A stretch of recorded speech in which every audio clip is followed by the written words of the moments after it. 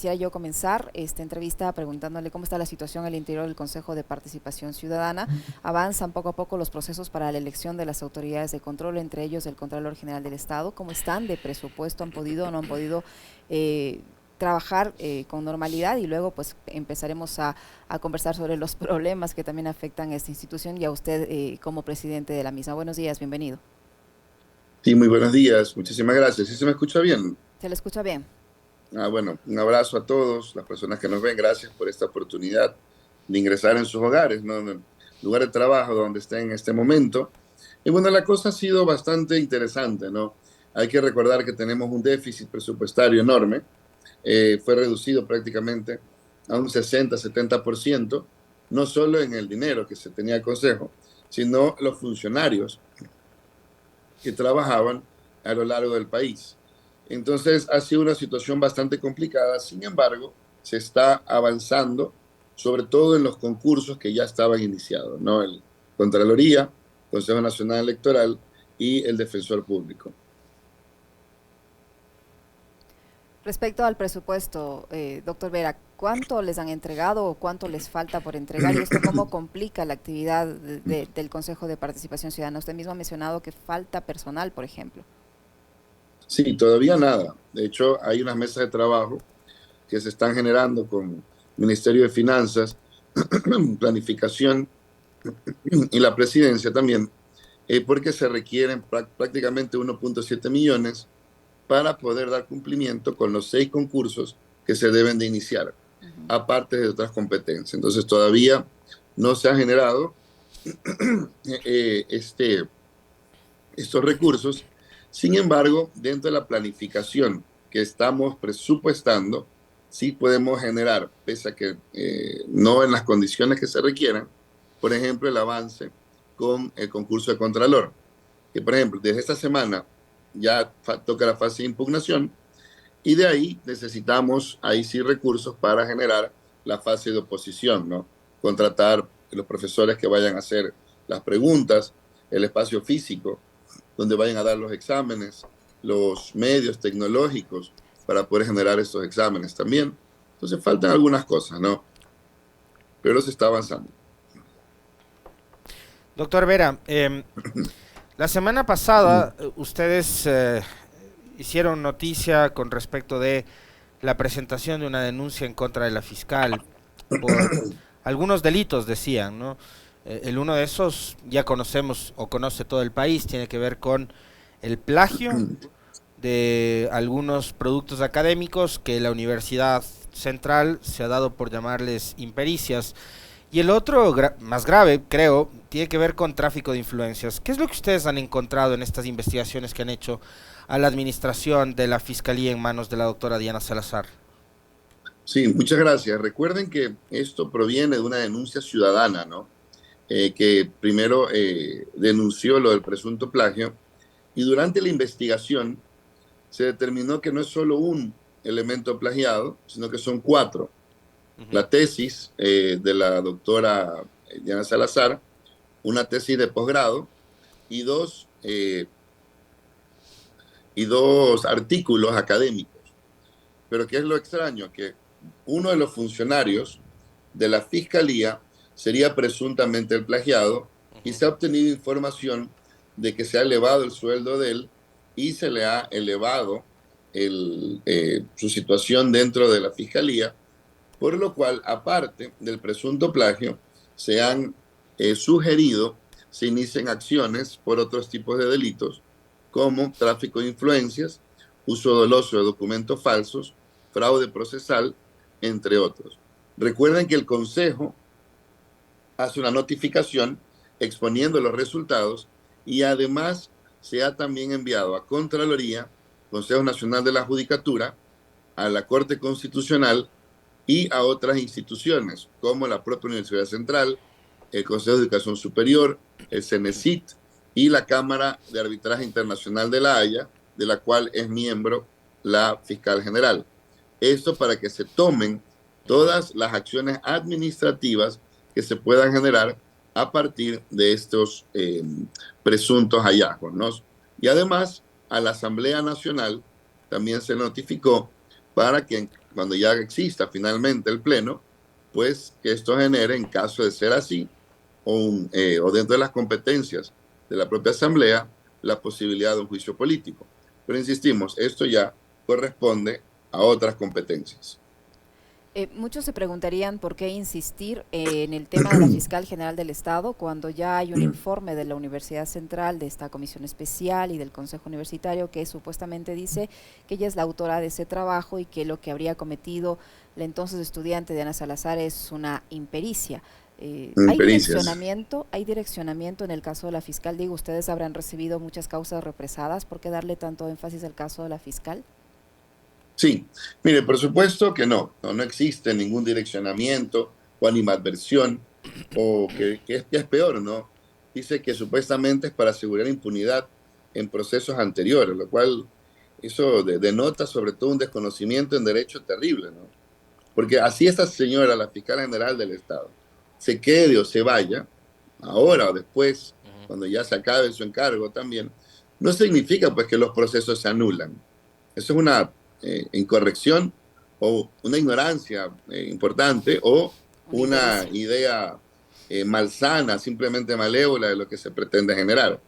No, los procesos que ella ha actuado, indistintamente que se vaya o se quede, en la forma en que se vaya o se quede, pues tendrán que, si se quieren ser revisados, seguir las competencias debidas. Entonces, en nada tiene que ver que la fiscal esté ahí o no. Y de ahí, pues, lo que se está dando es un tratamiento igualitario a todas las denuncias nuevas con las denuncias antiguas. Recuerden que hicimos un cronograma, fue aprobado en el Pleno, para poder generar el conocimiento, por lo menos, de dos de las antiguas y una o dos de las nuevas que vayan ingresando. Siendo así que, en el caso específico de la fiscal general, esta denuncia fue presentada a mediados de mayo. Entonces ya lleva un tiempo prudente, según los reglamentos de la propia institución, para lo cual se ha utilizado, ojo, no personas recién ingresadas a la institución, ¿no? Los investigadores llevan ahí algunos más de 20 años, siendo de carrera de la antigua Comité Cívico Anticorrupción, se llama C4, ahora Consejo de Participación. Entonces no se trata pues de personas improvisadas o de una actuación particular, direccionada al Consejo, sino al revés, es una actuación más, como cualquier otra, y lo que debería ocupar los tabloides es si efectivamente la fiscal copió o no, ¿no? Y si copió, pues que reciba las sanciones del caso, además de las otras posibilidades administrativas. Entonces, para mí esto sería lo importante, ¿no? De discutir aquello y mucho más allá también, que lo sé en otras noticias, ¿no? Con otros compañeros. En este país nos matan día a día. No hay educación, no hay salud, no hay acceso a fuentes de trabajo. Entonces sí sería importante que lejos de crear una noticia, ¿verdad? Que simplemente no debería hacerlo, o debería centrarse en la actuación de la Fiscalía, pero no en la actuación del resto de instituciones que los que buscan es armonizar o generar una situación para desarrollo del país, ¿no? Entonces, eso sí parece extraño y sería bueno, ¿no?, que la Fiscalía en esto de la cara, que ya no se inicien que ya no se inicien indagaciones previas en contra nuestra y que se dedique pues la Fiscalía a hacer su trabajo, ¿no? Ahora, doctor Allen Berbera, en este asunto ha habido como una suerte de fuego cruzado, ¿no? Porque recordemos que hace algunas semanas también, y a partir del tuit de un ex asambleísta, hoy aspirante a la presidencia, que se encarga de lanzar bulos en redes sociales, y la fiscalía de inmediato empieza a investigar, ¿no? Se habló de la destrucción de documentos, de la desaparición de documentos que estaban relacionados con el proceso de selección de fiscal, estrictamente documentos relacionados al aspirante en ese momento a fiscalía, Diana Salazar. ¿A qué altura está, a qué nivel está la investigación esta que la fiscalía abrió en contra de ustedes? ¿Qué documentos son los que supuestamente se habían desaparecido o eliminado de los registros del Consejo? Sí, muchas gracias. Mire, eso es lamentable y vergonzoso, ¿no? Que se pretendan a partir de estos tweets de conocidos estafadores, ¿ya? Porque simplemente son estafadores de la vida. Claro que es grave que la fiscal haga eco de aquello y algunos de los procesos supuestamente absurdamente emblemáticos que dicen, ¿no?, de corrupción, se han iniciado pues porque algún estafador pone un tuit y hay un policía agencioso que determina que eso es delito, pues, ¿no?, y se abren las investigaciones. En todo caso, todavía no sabemos a qué documentos se refieren. Eso es una tomadura de pelo absurda, porque en primer lugar, toda la información reposa en actas y aparte lo digitalizado está en la página web. Y si fuese poco, estos servidores los tiene custodiados CNT o que corresponden al Ministerio de Telecomunicaciones. Entonces es un absurdo que lo intentó amedrentarnos, intentó, y a los 3 días de estar posesionados en el cargo, nos generaron esta denuncia, esta indagación previa, que es un completo disparate. Yo no le llamaría fuego cruzado porque recuerden que nosotros, lejos de generar ningún tipo de activación específica, lo que se hizo fue atender a un llamado ciudadano. La ciudadanía, a través de una solicitud de asamblea pública, genera esta denuncia a la Fiscalía y de ahí sí se han presentado otras denuncias, por ejemplo, en contra del despacho de la Fiscal General, porque encontramos, por ejemplo, que habían folios en blanco. Y cuando fuimos a preguntar, que no, que era por si acaso. Digo, ¿por si acaso qué? ¿Quieren meter una agenda de Hello Kitty? ¿Qué van a meter ahí en ese folio en blanco? Entonces, en vista de la gravedad con la que se está llevando esta indagación, sobre todo con la no impericia, porque sí hay dolo, en la forma en que se está llevando esta indagación, se presentó otra denuncia por fraude procesal, ¿verdad?, en contra del despacho de la Fiscalía, que ya se está investigando también. Pero sí, de ahí es lamentable, ¿no?, que todos los esfuerzos, y sobre todo molesta, quita tiempo tener que pensar en persecuciones de la Fiscal General, porque únicamente le piden ver su examen, ¿no?, cuando eso es de acceso público, y porque alguien ose en ver su examen ya estaría cometiendo un delito, lo cual es un absurdo. Insisto, en estos delirios recuerdan mucho al Trujillato, ¿no?, cuando decían que estaban por encima de la Constitución, por encima de la ley. Doctor Vera, teniendo en claro que no está entre las facultades del Consejo de Participación destituir a la Fiscal General del Estado, eso creo que quedó claro desde el principio, ¿hasta dónde puede llegar este tema? ¿Hasta dónde alcanza la competencia del Consejo de Participación? Y le pregunto esto porque usted señalaba que han pedido a la propia Fiscalía que investigue a la fiscal, es decir, que un inferior va a investigar al jefe, y eso suena como un poco difícil, ¿no? Tomando en cuenta cómo ha actuado la fiscal en determinados casos con el acelerador y en otros pues absolutamente lento. Está pendiente también el examen que va a hacer esta comisión internacional, pero ¿hasta dónde llega esto? ¿Cómo va a terminar esto? Sí, ahí hay dos situaciones que están pendientes. Una veeduría nacional que está pendiente por parte de un grupo de, entiendo, profesores y otros que se han unido para hacer una veeduría sobre el trabajo del Consejo Universitario, y entiendo que hay una veeduría internacional también con varios catedráticos. Ellos lo que van a poder hacer es, una vez finalizada la veeduría, enviar una resolución para activar o generar nuevas denuncias. Ahora, recuerden, ¿no?, nosotros podemos llegar hasta generar las denuncias y las notificaciones, pero no tengo capacidad de destituir a la Fiscal General, salvo que me lo ordene la Contraloría o el Consejo de la Judicatura o la Corte Constitucional. Ante ese evento, pues podríamos actuar. Sin embargo, indistintamente del resultado, lo que sí es importante evidenciar, entendería, es la actuación. O sea, nuevamente, que el Consejo de Participación se constituya como un elemento de lucha anticorrupción. Se constituya como la voz y el poder de la ciudadanía, ¿no?, que lejos de recibir maltratos, porque es horroroso cómo la Fiscal General ha llevado esto a índole personal, ¿no?, de llamar a esta agrupación, a la Acción Jurídica Popular, decirle de todo a través de redes, cuando la constituyen varias personas. Entonces esto creo que es un capítulo más nefasto de la actuación de la Fiscal General, que quedará como eso, ¿no? Esperemos cuando haya asamblea, esperamos cuando se recuperen las instituciones democráticas de este país, pues se pueda generar la responsabilidad debida en caso de así existirlo. Doctor, ¿en qué momento se encuentra estas denuncias que han sido presentadas en su contra por este señor de apellido Guarderas, se me escapa ahora el nombre, y uno de sus amigos que creo que lidera una institución llamada Fundación Lucha Anticorrupción. ¿Estaría en riesgo de perder el cargo Allen Berbera como presidente del Consejo y Marcela Guiñaga como prefecta del Guayas? ¿Se podría llegar a ese extremo o no? Claro que no. Esto es una farsa, ¿no? De estos farsantes de la vida, normalmente ratoniles, que llegan a su casa hasta el perro le ladra, nadie los conoce.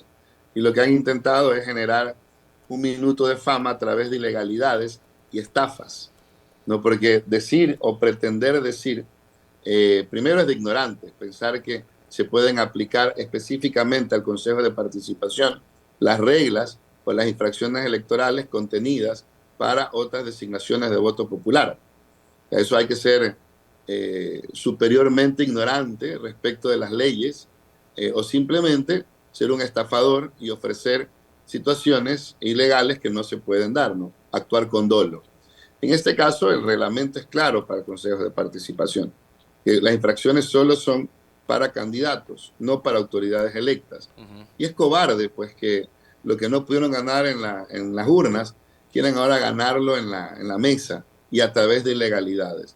El proceso recién nos fue notificado el día viernes con las 3 boletas y hay un plazo prudencial para contestar, y una vez que se conteste esto lo van a llevar los abogados designados para el efecto, pero sobre todo que la ciudadanía esté tranquila, ¿no? No va a ocurrir nada. Formalmente esto lo que quieren preparar es el escenario para decir que supuestamente ahora resulta que el Consejo Nacional Electoral y los jueces de contencioso electoral también son correístas, pues, ¿no? Y que van a favorecernos de alguna manera, cuando no hay asidero jurídico ninguno para que prosperen estas acciones. Entonces, nos tiene sin cuidado, nos defenderemos en derecho. ¿Y cuál es el proceso, doctor Vera? ¿Cuál va a ser el proceso que una vez que han sido notificados, porque hasta la semana anterior no habían sido notificados, así nos decía al menos la consejera Yadira Saltos? ¿Ya han sido notificados? ¿Qué viene de aquí en adelante? Porque entiendo que también hay un pedido de un ex candidato para que se explique el supuesto financiamiento incluso del lado o de la organización política Revolución Ciudadana a las candidaturas de ustedes al Consejo de Participación. A ver, el proceso acá, el del contencioso electoral, hay 5 días para contestar, de ahí se señala fecha para la elaboración de la prueba y de ahí una única audiencia. Entonces, esto no sé exactamente cuándo se vayan a generar estos plazos, sin embargo, ya le digo, nos tiene sin cuidado. Y de ahí de las otras denuncias no tengo conocimiento, ahí de los temas financieros. Ahora recuerden, esto no es otra cortina de humo que es absurda, porque ya pasó la fase, ya terminó. Y en este caso, en ningún momento hemos recibido fondos o hemos generado, de parte particularmente por lo menos, actuación política con nadie, ¿no? De ahí pues que un expresidente, un exfutbolista, cualquier persona haya en algún momento decidió apoyar y decir que iba a votar por nosotros, pues está en la libertad de expresión de cada quien. ¿No? Pero en todo caso, ante ese evento, si se considerase infracción electoral, es de quien lo dijo, pues no de los candidatos. Pero es un absurdo, insisto. Esta gente, ¿no? Cuando quiere hacer daño, y lo peor es que se organizan de una forma siniestra para generar noticias que después no se cumplen, porque son falsas, y atacan a los jueces cuando actúan en derecho. Es algo más o menos parecido a lo que ocurrió, corríjame usted si me equivoco, doctor Vera, pero es algo parecido a lo que ocurrió en las elecciones del 2019, cuando por primera vez escogimos los ecuatorianos integrantes del Consejo de Participación Ciudadana. Yo recuerdo que en esa época Rafael Correa, el mismo personaje, tenía una polla y salía en redes sociales y decía, esta es la polla de los candidatos y tales. Ahí no hubo denuncia por este tema, pero ahora sí hay denuncia por este caso. Y es algo similar, es algo parecido. Es decir, Correa no tenía ningún impedimento legal como para expresar él la intención de voto por cualquiera de los candidatos del Consejo.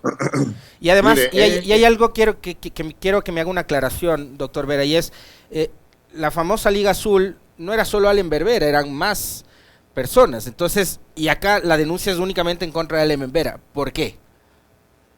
Mire, eso habría que que preguntarle a esta gentuza, ¿no? Sobre todo, ¿por qué lo digo así tan fuerte? Usted revisa las denuncias, son copia una de la otra. Ujú. O sea, son tan torpes y mediocres que Pero solo quieren cambiaron el hacerlo nombre. aparecer como que son denuncias por cuerda separada, a pesar de que actúan de forma concertada. Ahora es impericia a lo mejor porque se copiaron las denuncias, ¿no? Se ha puesto de moda el plagio. Ujú, Son del mismo estudio jurídico. Trabajaban pues ujú, con exfuncionarios del actual gobierno. Que recordar con esta de vergüenza recordación. El ex supuesto secretario anticorrupción, que fue vocal del CNE. Entonces sabemos de dónde vienen. O sea, no hay que prestarles un mínimo de atención.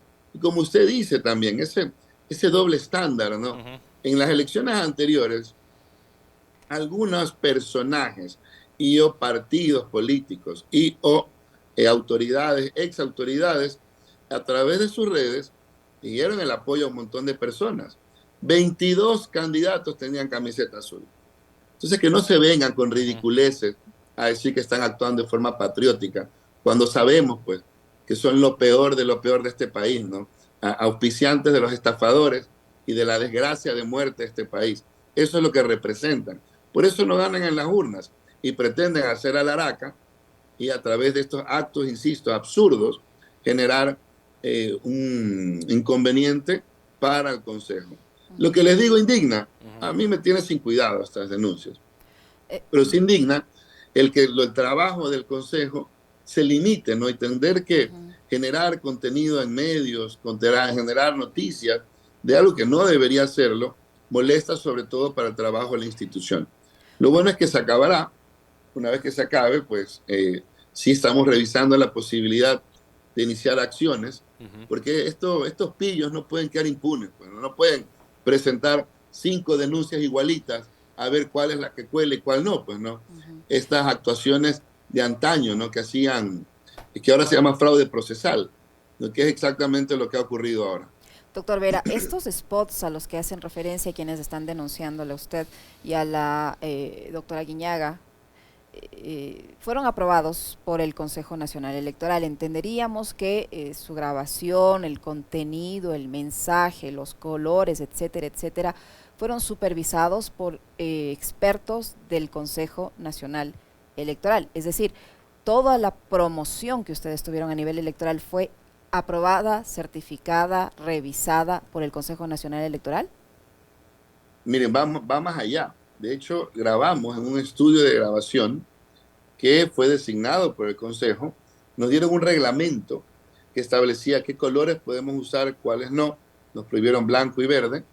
Y en el momento de que hicimos la grabación, había 3 funcionarios que revisaron un guión que había sido aprobado ya por el Pleno. Por ejemplo, mi frase de "tú sabes que estábamos mejor" fue aprobada por el Consejo Nacional Electoral. Y de ahí, cierta parte del guión, que la conversamos, la hablamos, me la censuraron porque, por ejemplo, yo quería que salga en las redes que evidentemente mi trabajo y mi experiencia defendiendo presidentes y demás. Y eso me lo negaron, o sea, me lo vetaron, censuraron el parte del mensaje. Entonces, es un absurdo que a estas alturas del partido se pretenda generar nuevamente, sobre todo, esta imagen de que pueda existir alguna destitución o sanción. No hay asidero jurídico ninguno. Entonces, mucho más cuando el propio Consejo Nacional Electoral emitió un informe aprobado en el Pleno del Consejo Nacional Electoral que no existió ninguna infracción. O Son sea, tan si ridículos hubiese habido una estos infracción, el tipos, CNE debió haberla advertido y frenarla en su momento. oiga, son tan ridículos que ahora, pues, y recuerden, lo primero denunciaban que hubo fraude electoral. Después denunciaron que no había, la elección estaba mal hecha. Después, perdón, antes de la campaña, durante la campaña, que había infracciones. Ahora dicen que van a denunciar al propio Consejo Nacional Electoral. Y uno de estos tipos se encargó de presentar denuncia en contra de un montón de candidatos. Entonces es gente gentuza que solo quiere hacerse famoso a través de presentación de denuncias. ¿Qué es lo peor? Las dejaban votadas. Esto, recuerden, estos 2 procesos provienen de un archivo. No es que se admitió. Se archivaron ambos y después se desarchivaron y ahora tenemos procesos. Entonces la finalidad va a ser la misma. Vamos a terminar seguramente como iniciamos, que es en nada. Eso sí, lo que van a llenar los tabloides después es decir que los jueces son correístas, que el Consejo Nacional Electoral es correísta y esas otras barbaridades que suelen afirmar. Pero insisto, no tiene asidero legal ni jurídico ninguno. Mientras tanto, ¿cómo avanzan los procesos de selección de nuevas autoridades de control? Doctor Vera, probablemente el más polémico, el de nuevo o nueva Contralor, Contralora del Estado. Sí, esto es una alegría poder informarnos que por fin estamos avanzando. Después de 2 años, imagínense. Y llegamos ya a la fase de impugnación ciudadana y invitamos a toda la ciudadanía que forme parte, con respeto, ¿no? Y con asidero legal, ¿no? No que vengan a presentar cualquier barbaridad. Pero sobre todo que esta es la fase de las más importantes, porque es la ciudadanía que impugna a uno de los 103, me parece que son, postulantes que han sido aprobados y que pasan a esa siguiente fase. De ahí vamos a la fase de oposición. Recuerden que volvimos a la codificación anterior, que son 2.000 preguntas, un examen de 2.000 preguntas, de los cuales se elige 60 al azar, y con esto tendríamos ya quién sería el mejor puntuado para la Contraloría. De ahí tenemos el otro concurso, que es el Consejo Nacional Electoral, y el Defensor Público, que también están avanzando. Recuerden, ¿no?, que en todos estos concursos es un desastre la normativa, ¿no? Porque tenían un reglamento original que fue cambiado a medida que cambiaban las mayorías en el ex Consejo de Participación, sobre todo en la época nefasta, esta de Ulloa y compañía, que recibían los reglamentos y órdenes de Carondelet. Entonces tenemos que corregir todas esas falencias, imagínense. Pero lo estamos avanzando con la ley en la mano. ¿Se va a crear otro reglamento o se va a retornar al reglamento antes del señor Ulloa? Nosotros de oficio no podemos hacerlo porque nos podría costar la destitución. Ya. Entonces entendemos, por ejemplo, que hay acciones de protección que se han presentado que buscan aquello, y lo que vamos a hacer cuando vayamos a las audiencias de estas acciones, pues también exponer nuestro punto de vista, ¿no? No me puedo allanar a la acción, pero sí puedo exponer que efectivamente, pues, los reglamentos tienen vicios horrorosos, ¿no?, de favoritismos a personas específicas y demás. Eso en el caso del CNE y del Defensor Público. En el caso de Contralor, pues ya está avanzando, ya hay una acción de protección que fue ajustada a la normativa vigente y con eso vamos a avanzar.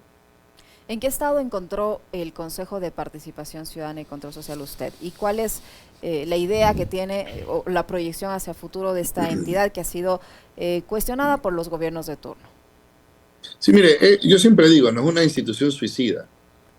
No, la gente que venía quería destruirla. O sea, es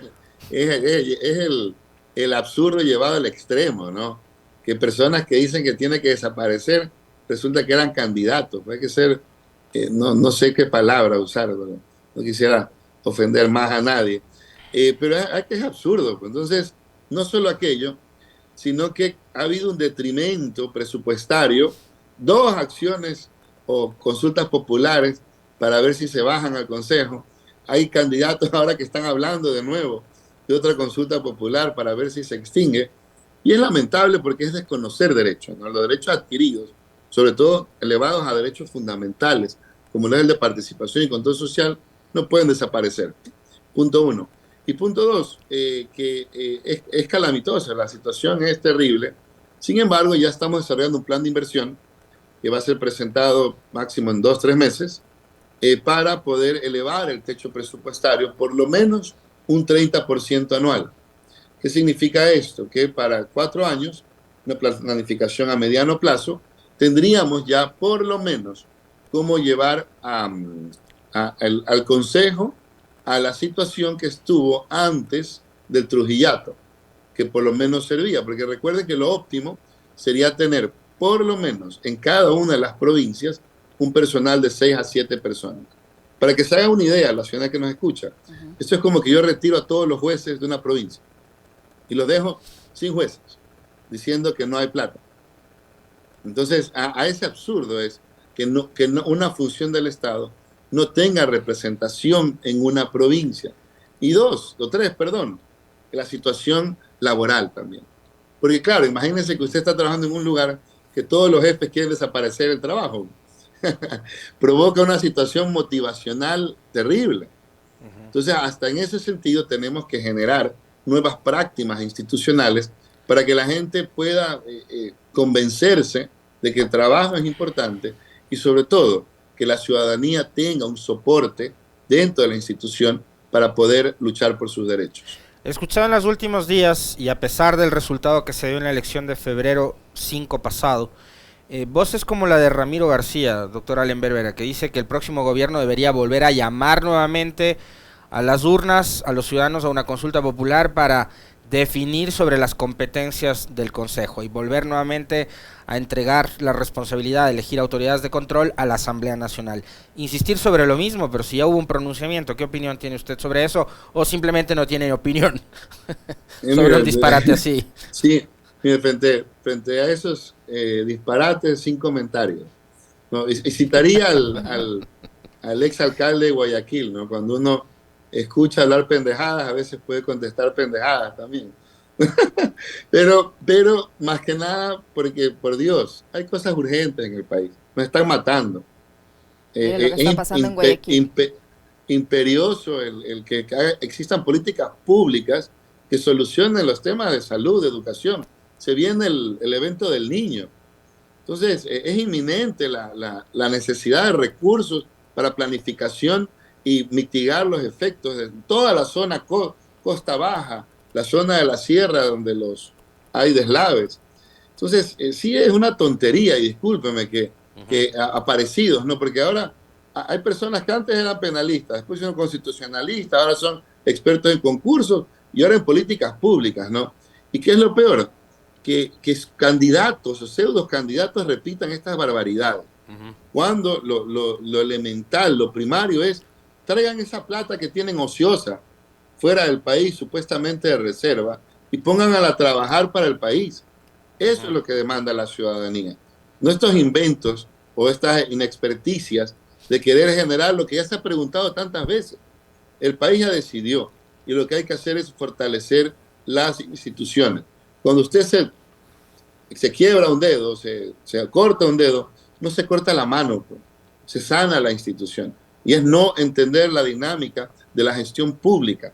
La gestión pública se parece más a un ente vivo que a una empresa, en la cual cada uno de sus órganos es vital y deben fortalecerse.